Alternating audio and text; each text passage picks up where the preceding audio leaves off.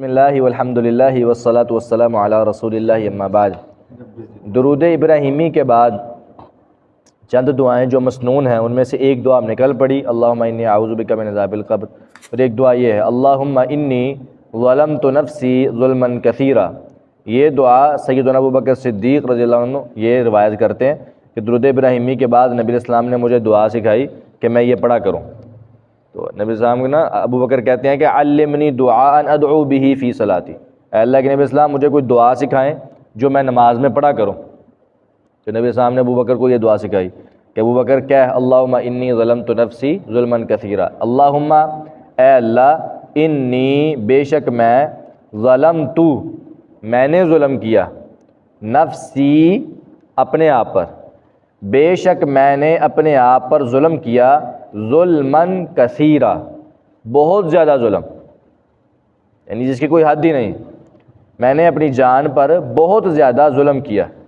آپ کو پتہ ہے کہ جب انسان ان الفاظ کے ساتھ اللہ تعالیٰ سے دعا مانگتا ہے کہ انسان اپنی بے بسی کا، عاجزی کا اقرار کرے اور اپنے گناہوں کا اقرار کرے، اپنے آپ کو مجرم ثابت کرے اللہ تعالیٰ کے سامنے کہ میں واقعی مجرم ہوں۔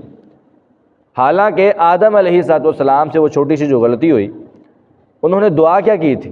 ربنا ظلمنا انفسنا، چھوٹی سی غلطی سے اپنی جان پر ظلم ثابت آدم علیہ السلام نے کیا کیا؟ یہ کیا کہ اپنی عاجزی ثابت کرنی ہے اللہ تعالیٰ کے سامنے کہ یا اللہ ہم نے چاہے چھوٹا نہیں بہت بڑا کر لیا گناہ۔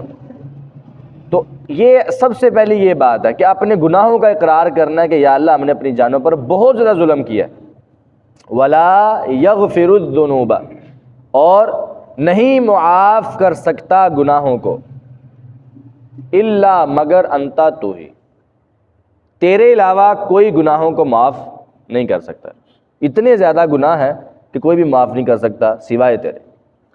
فاغفر لی، پہلے عقیدے کا اظہار کیا کہ یا اللہ تیرے علاوہ گناہ معاف کوئی نہیں کر سکتا، پھر بعد میں دعا کی اللہ مجھے معاف کر دے، فاغفر لی پس مجھے بخش دے، مغفرۃ من عندک، کیونکہ مغفرت ہے ہی تیرے پاس، تیرے علاوہ کسی کے پاس ہے ہی نہیں۔ ٹھیک ہے، یعنی آپ جتنی بھی دعائیں دیکھ لیں نا، خاص طور پہ جو گناہوں کی معافی والی دعائیں، ان میں زیادہ تر اللہ تعالیٰ کے ساتھ انسان کے عقیدے کا اقرار ہوتا ہے اور اپنی عاجزی اور انکساری کا کہ یا اللہ میں نے اپنی جان پر ظلم بھی بہت کیا اور مجھے پتہ ہے کہ تیرے علاوہ معاف کرنے والا بھی کوئی نہیں ہے، تو نے ہی مجھے معاف کرنا ہے، میں نے تجھ سے ہی معافی مانگنی ہے۔ جب انسان اس عقیدے کا اظہار کرتا ہے نا کہ یا اللہ تیرے علاوہ میرا ہے ہی کوئی نہیں، تو پھر اللہ تعالیٰ معاف بھی کرتا ہے۔ فاغفر لی پس مجھے معاف فرما، مجھے بخش دے، مغفرۃ من عندک، کیونکہ مغفرت ہے ہی تیرے پاس، تیرے علاوہ کسی کے پاس نہیں ہے، مغفرت تیری طرف سے ہی ہے۔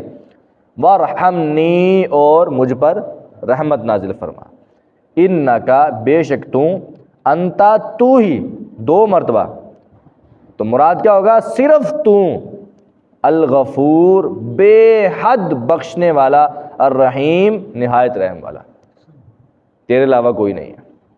آخر میں اللہم اے اللہ، انی بے شک میں، اسألوکا آپ سے سوال کرتا ہوں، الجنت جنت کا، یا اللہ میں آپ سے جنت کا سوال کرتا ہوں، واعوذ بک اور میں آپ کی پناہ میں آتا ہوں، من النار جہنم کی آگ سے۔